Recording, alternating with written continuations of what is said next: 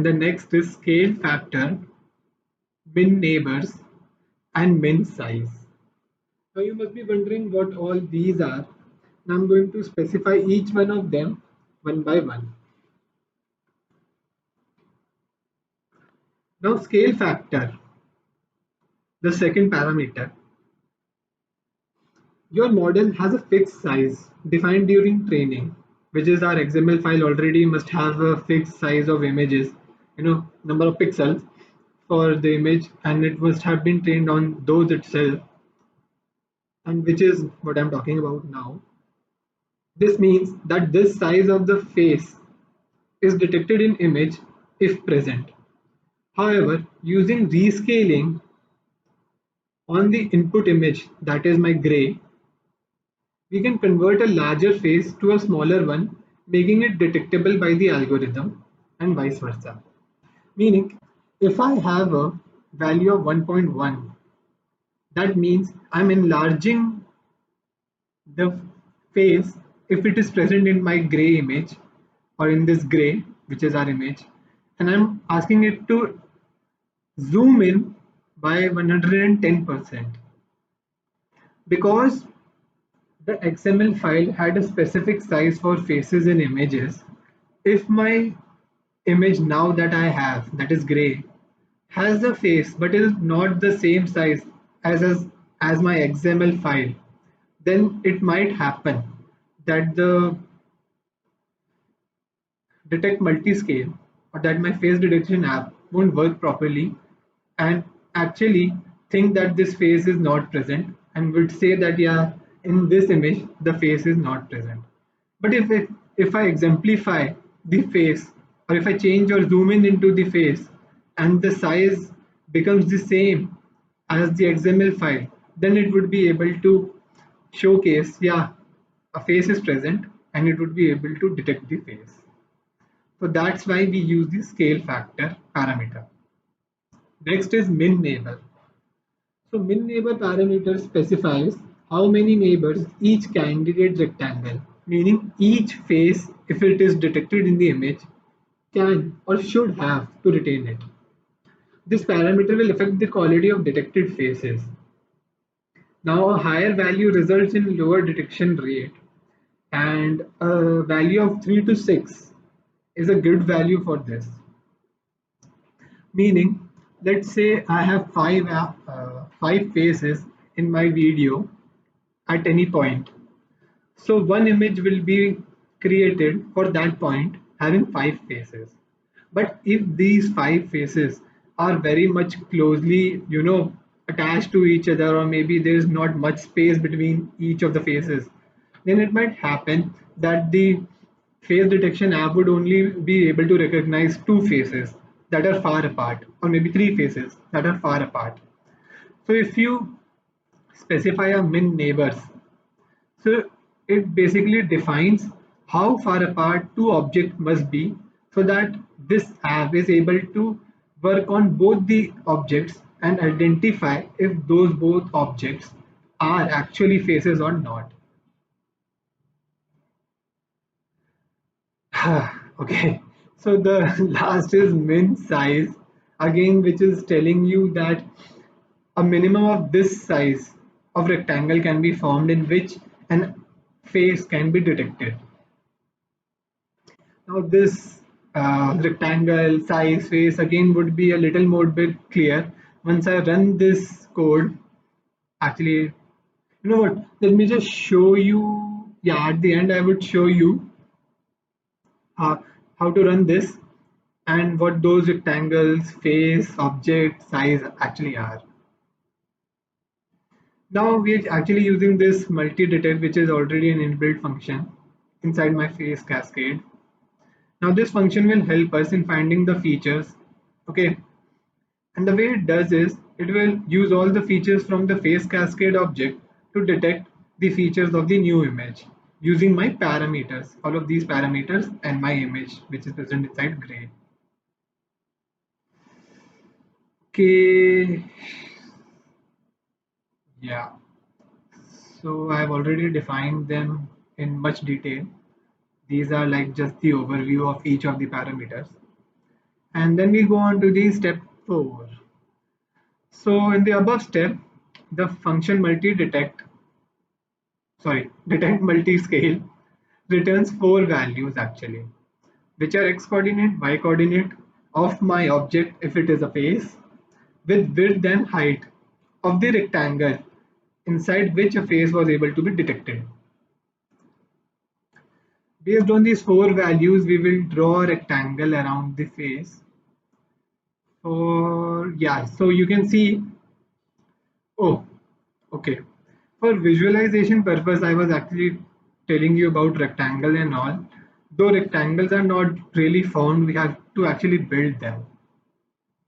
This width and height actually tells you about the rectangle, but it is not actually shown when you are running your app unless you have implemented step 4. So in step 4, we are building the rectangle using the input that we had from our detect multi-scale. So using the CV2 rectangle function, in which I am providing my frame, that is basically my image, and then the x and y coordinate, and again the size and where the rectangle would be present inside the image. This is basically telling you that the image having a rectangle, if a face is present, so the rectangle would be made out of a color of green, BGR. Okay, so 255 means that this color is green, pure green. So last is step 5. Okay, so once the app is running, unless you kill the process, it won't stop. But killing the process is like kind of a crude way to do things.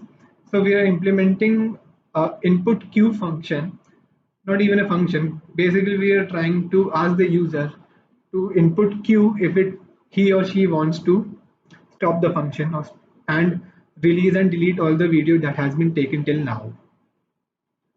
Now you can see that the last thing to go for is you can just click on here, can I detect your face? And once you do, now should I do that? Okay, go with it. So once I do, it would run the app again.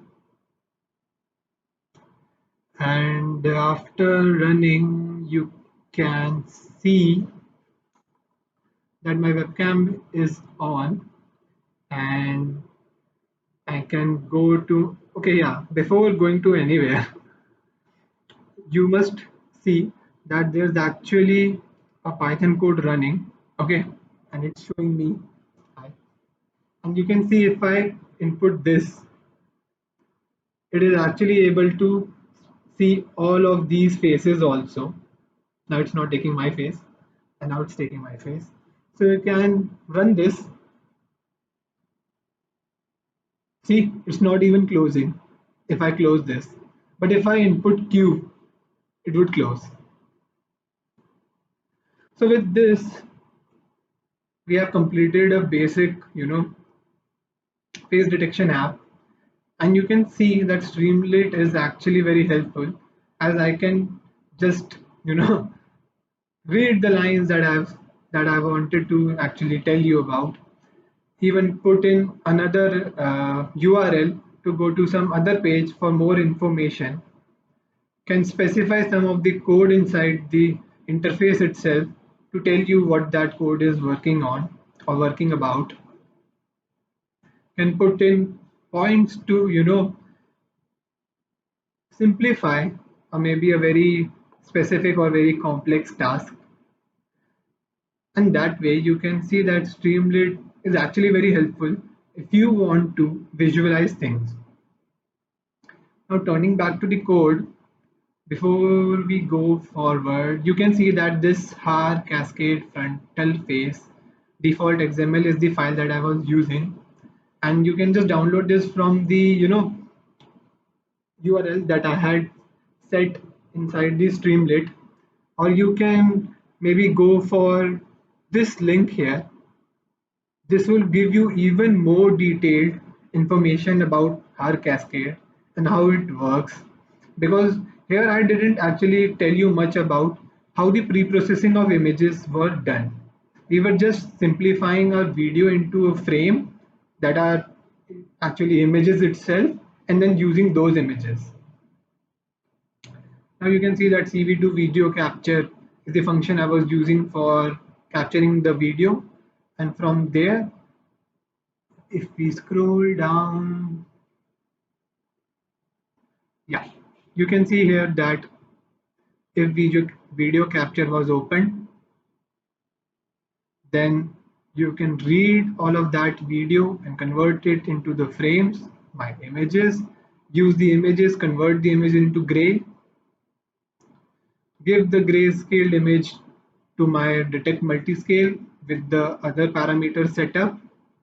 You can, change the values here to see how it is working. My rectangle is formed here. As you could see in the image capturing video, that green rectangle had been made around all the faces that it was able to detect. Okay, yeah, with this, we can, wrap the face detection app. And lastly, I would like to, yeah, last thing before we wrap up is telling you about interior.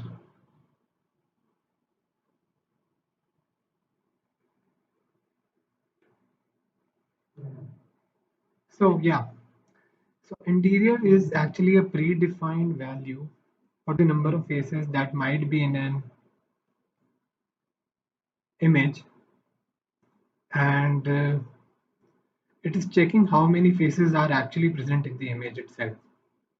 So here it is defining, yeah, let's say the image actually had 6 faces, so 6 would be inputted in this, and then I'm just logging it into my webcam.log, where I'm telling you this number of images were present at this second in this frame. So if I open my webcam.log, you can see a lot of input, your logs have been put, and you can see 2 faces were there at this date at this time, and you could see 2 faces were there, 3 faces were there, 4 faces were there, and so on.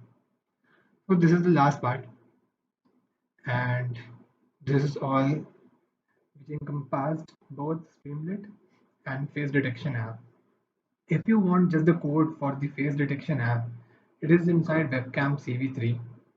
You can access the code from here. And lastly, if you are little more curious about cascading and face detection apps, or how you have to actually use Streamlit, you can go to both of these URLs and learn more about from there.